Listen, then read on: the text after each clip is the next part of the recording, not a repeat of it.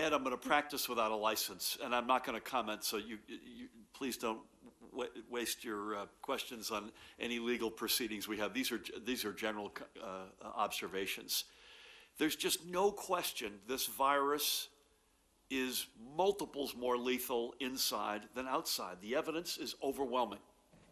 And then when you add to that lack of ventilation, sedentary, close proximity, there's a reason, there's a method to what we're doing here, folks, in many respects, not just relying on the data and the notion that public health creates economic health, but we're taking steps, first of all, in small batches, so that we've got some amount of controlled variables that Judy and Ed and team can look at and figure out. If we took 10 steps on Monday and we had a flare-up, it would be very hard to figure out which one of those steps had led to that flare-up. When we take steps that are sort of in tandem, in small numbers at a time, give you folks a fair amount of runway to get ready for it, both as a customer or as a proprietor, it gives us a much better public health ability to manage this. On the inside, on the indoors, there's sort of two, and we'll get there, by the way. That's not a question of whether we'll get there. We will get there.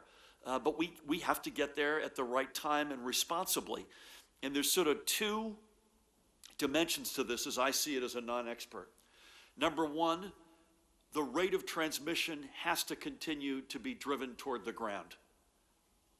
And number two, the protocols that must be in place.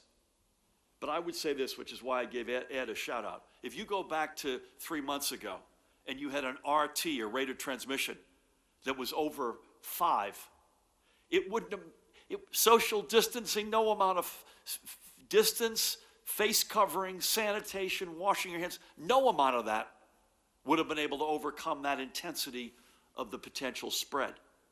But we keep, folks, thanks to you all, we keep that rate of transmission down so that anyone who's infected comes in contact with others, that less than one other person would get infected, and that continues to go to the ground. And then you add to that, and by the way, spot positivity stays low, new hospitalizations stay low. You add to that social distancing, masks, protocols, etc. That allows us ultimately in tandem to get to the things that we're not quite there on, like indoor dining. So this is not for, we didn't wake up one day and put our finger in the air and sort of make a gut decision as to what's the order of events. This is premeditated. This is systematic. There is a method to this, and there's a public health underlying reason to all of this. And I will just speak on behalf of all of us. We will do whatever it takes to save any life we can.